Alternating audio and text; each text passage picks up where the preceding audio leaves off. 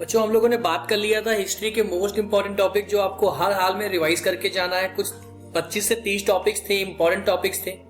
Now we are going to talk about the geography most important topic which are going to be very much important for the examination perspective. आपको बिल्कुल भी इन topics को छोड़ के नहीं जाना अगर आप एग्जामिनेशन में जा रहे हो। ध्यान रखना है आपको। अब लास्ट मोमेंट पे कौन कौन सी चीजें आपको पढ़नी है बिल्कुल भूलना नहीं है, रिवाइज करनी है। कौन कौन सी चीजें आपको याद रखना है। जब सबसे पहले चैप्टर आपका स्टार्ट करते हैं बेटा, कौन सा है? चैप्टर नंबर 1 ज्योग्राफी का रिसोर्स एंड डेवलपमेंट चैप्टर का नाम है। बेटा बात होती है यहाँ पे कई सारे रिसोर्सेज के बारे में बात होती है। चैप्टर की स्टार्टिंग आपको ध्यान रखनी है। क्लासिफिकेशन ऑफ रिसोर्स टॉपिक देखने को मिलेगा, जिसमें आपको 4 प्रकार के क्लासिफिकेशन देखने को मिलेगा। On the basis of origin, exhaustibility, ownership और इसके साथ साथ स्टेटस ऑफ डेवलपमेंट। बेटा ध्यान रखना, भूलना नहीं है, आपको रिवाइज कर लेना है। एट द लास्ट मोमेंट बहुत बार एग्जाम में पूछा गया, ये पेपर क्वेश्चन होने वाला है। दूसरा आपके एग्जाम के लिए जो इंपॉर्टेंट होने वाला है, लैंड डिग्रेडेशन क्यों होता है आपको पता होना चाहिए, कॉजेस क्या है और उसके कंजर्वेशन मेजर्स क्या क्या है, आपको अच्छे से रिवाइज करना है। एक इंपॉर्टेंट टॉपिक जो उसमें मेंशन नहीं, मैं ऐड कर देता हूं बच्चों, वो है, एक मिनट, सस्टेनेबल डेवलपमेंट। ठीक है, ध्यान रखना, इसके बारे में रीड कर लेना, एग्जाम में पूछा गया है क्या होता है। और इससे ही रिलेटेड एक और टॉपिक है एजेंडा 21, आपको ये भी रीड करना है बच्चों, बिल्कुल अच्छे से पता होना चाहिए आपको इनके बारे में भी। एक और मोस्ट इंपॉर्टेंट टॉपिक इस चैप्टर का लॉन्ग में बहुत बार पूछा जाता है, टाइप्स ऑफ सॉइल क्या होते हैं, कितने प्रकार की सॉइल होती है, आपको पता होना चाहिए। आपको अच्छे से इस चीज को रिवाइज करना है बच्चों। ठीक है, आगे बढ़ते हैं। सॉइल के कंजर्वेशन क्यों करना पड़ता है? क्योंकि सॉइल इरोड होती है, इरोजन आपको पता होना चाहिए। और इरोजन के साथ साथ उसके कंजर्वेशन के क्या क्या मेजर्स हैं उसके बारे में आपको पता होना चाहिए। दूसरा चैप्टर में बहुत रेयरली कुछ पूछा जाएगा, बट पूछा गया तो आप ध्यान रखना क्या क्या पढ़ सकते हो। कॉज क्या क्या होते हैं, depletion of flora and fauna, पहले तो आपको फ्लोरा एंड फौना होता क्या ये भी पता हो। इसके साथ साथ क्या क्या वो कारण है, रीजंस हैं जिसके वजह से डिप्लीशन होता है, कमी यानी कि बेकार होती है फ्लोरा एंड फौना, ये पता हो। कंजर्वेशन मेजर्स क्या क्या है, फॉरेस्ट एंड वाइल्ड लाइफ को किस प्रकार से हम कंजर्व कर सकते हैं, गवर्नमेंट की क्या क्या पॉलिसीज हैं, क्या क्या गवर्नमेंट ने रूल्स एंड रेगुलेशंस बनाए हैं, क्या एक्ट्स बनाए हैं, जैसे कि आपका wild life and conservation act 1972 में बना था, टाइगर प्रोजेक्ट कब चालू हुआ था, ये सब चीजें आपसे एग्जाम में पूछी गई हैं एमसीक्यू में, तो ध्यान रखना है आपको। Role of the forest community, यानी कि role of the communities in the forest conservation में जो कम्युनिटी का रोल होता है, जैसे कि चिपको मूवमेंट हुआ, ज्वाइंट फॉरेस्ट मूवमेंट क्या होता है, इस सब चीजों के बारे में, इसको JFM भी बोलते हैं, इसका फुल फॉर्म पूछा गया है कि JFM क्या होता है। ठीक है, आपको ध्यान रखना है बच्चों, बिल्कुल भी भूलना नहीं है क्या होता है। ठीक है, आगे बढ़ते हैं बच्चों।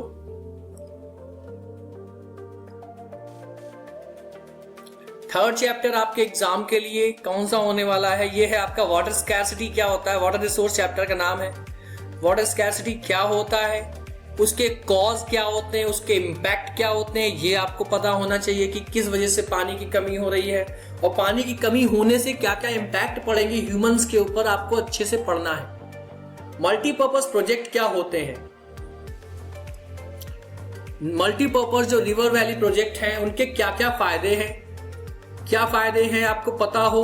इसके साथ साथ क्या नुकसान भी है, क्रिटिसिज्म मतलब क्या नुकसान है, आपको ये भी ध्यान रखना है, अच्छे से पढ़ लेना है बेटा, एग्जाम में पूछा गया, रिवाइज करके जाना है आपको। वो क्या क्या तरीके हैं जिसके माध्यम से हम रेन वाटर हार्वेस्टिंग कर सकते हैं। कुल्स एंड गुल्स, खादिन्स, जोहाद, आपने अच्छे से पढ़ा होगा, मैंने पढ़ाया भी है इस चीज के बारे में, आपको याद रखना है बेटा, एग्जाम में पूछा गया है।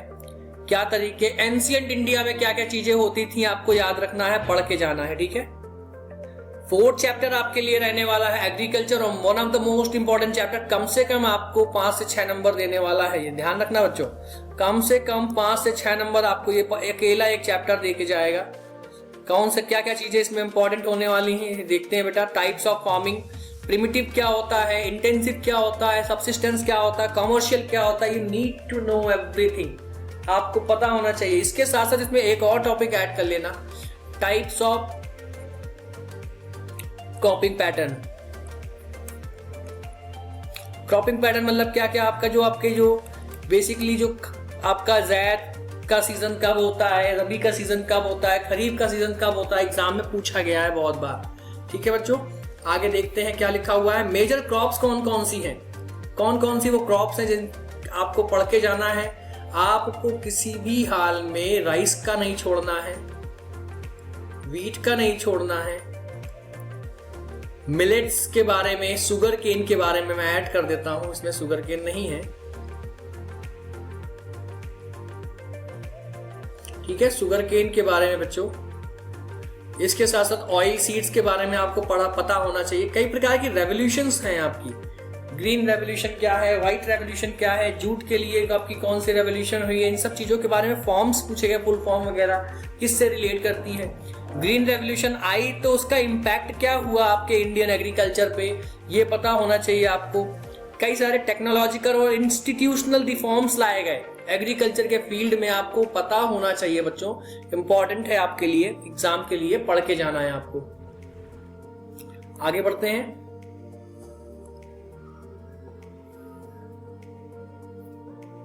चैप्टर नंबर 5 आपका मिनरल्स एंड एनर्जी रिसोर्स है। इसके कौन कौन से वो चीजें आपको पढ़ना चाहिए, मेजर जो मिनरल्स हैं आपके देश में, कौन कौन से मिनरल्स हैं। बेसिकली आपको आयरन है तो कितने प्रकार का आयरन होता है, फाइन आयरन कौन सा होता है, और कितना कंटेंट किसमें पाया जाता है पता होना चाहिए। Copper, mica and bauxite, ferrous और नॉन फेरस के बीच में जो डिफरेंशिएशन है आपको पता होना चाहिए, एग्जाम में पूछा गया है। ठीक है,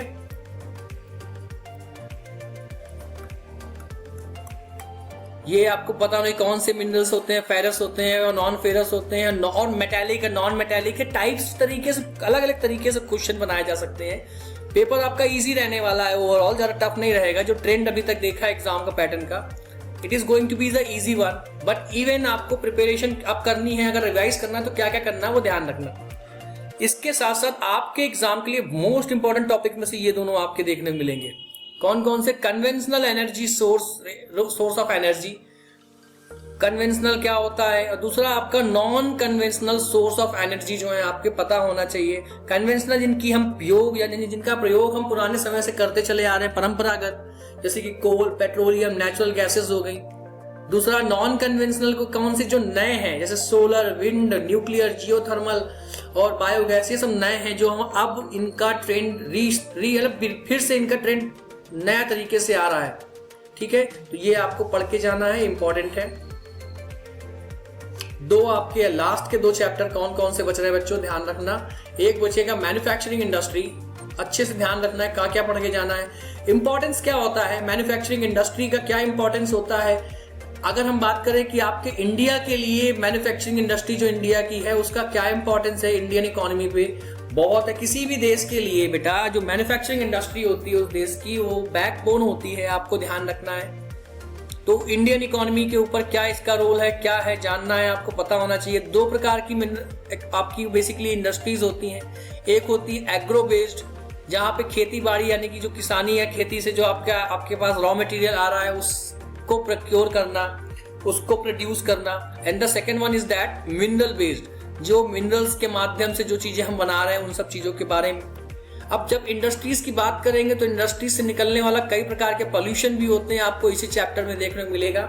एग्जाम के लिए इंपॉर्टेंट होने वाला है, पढ़ के जाना है आपको। कौन कौन से टाइप्स ऑफ पोल्यूशन है, जैसे air, water, land, noise, and इनके क्या क्या कंट्रोल मेजर्स हैं, कैसे इनको हम कंट्रोल कर सकते हैं, आपको पता होना चाहिए बच्चों। एंड द लास्ट चैप्टर से जो आपको पढ़ के जाना है इंपॉर्टेंट कौन कौन सी चीजें रहने वाली है, ट्रांसपोर्टेशन इन इंडिया, भारत में ट्रांसपोर्टेशन का क्या ट्रेंड है, कौन कौन सी चीजें ट्रांसपोर्टेशन में इंपॉर्टेंट है, जैसे कि रोडवेज क्या है, रेलवेज के बारे में पता होना चाहिए, एयरवेज, वाटरवेज, इन सब चीजों के बारे में एग्जाम में पूछा गया है, सिंपल तरीके से पूछा गया। रोडवेज से बहुत क्वेश्चन बनते हैं। गोल्डन क्वाड्रिलेटरल क्या होता है, सुपर हाईवेज क्या होते हैं, इसके साथ साथ corridor, north south east west corridor क्या होता है, ये सब चीजें आपके रोड्स वाले में बहुत बार पूछा गया है। मैं रिवाइज करवा दूंगा आपको, कल मैं सारा रिवाइज करवा दूंगा जितने भी चीजें मैं आपको बता रहा हूं, ठीक है। मेजर सी पोर्ट, ये इंपॉर्टेंट है। 12 सी पोर्ट आपको देखने को मिलेंगे मेजर, 6 आपको दिखेंगे इस प्रकार से, 6 इस तरफ मिलेंगे और 6 इस तरफ से मिलेंगे, ठीक है। एग्जाम में बहुत पूछे गए हैं। इनका रोल क्या है, ट्रेड में इनका रोल क्या है, ना केवल मोस्ट ऑफ द केसेस में बच्चों यहाँ से जो क्वेश्चन बनेगा आपका वो मैप में बनने वाला है। इस वाले टॉपिक से, इससे जो टॉपिक से क्वेश्चन अगर बनेगा तो मैप में बनेगा, ज्यादा डेप्थ में इसमें नहीं जाएंगे। पाइपलाइन के बारे में आपको पता होना चाहिए, पूछा नहीं जाएगा ज्यादा। इंपॉर्टेंटली आपसे याद रखना बच्चों कि ज्यादा पूछा नहीं जाएगा इस चैप्टर से, और पूछेगा तो मैप से क्वेश्चन बनेगा, ठीक है। इंटरनेशनल ट्रेड में क्या रोल है, इंपोर्ट्स का और एक्सपोर्ट के बारे में आपको पता होना चाहिए। इंडिया जो इंपोर्ट एक्सपोर्ट करता है उसका इंटरनेशनल ट्रेड क्या होता है पता होना चाहिए। टूरिज्म इंडस्ट्री किस प्रकार से ग्रो कर रही है आपके देश में, ये भी लाइफ लाइन ऑफ इकोनॉमी की बात कर रहे हैं, तो आपके वो सेक्टर्स जो कहीं ना कहीं सपोर्ट कर रहे हैं इकोनॉमी को, उस चीज के बारे में यहाँ बात करी गई है। आपको पढ़ के जाना है, रिवाइज करके जाना है लास्ट मोमेंट पे। तो ये कुछ इंपॉर्टेंट टॉपिक है बच्चों जो आपके एग्जाम के लिए इंपॉर्टेंट होने वाले हैं। वो कहीं ना कहीं अगर आप एग्जाम देने जा रहे हैं तो किसी भी हाल में इन टॉपिक्स को आप छोड़कर नहीं जा सकते, रिवाइज तो करना ही पड़ेगा, ठीक है।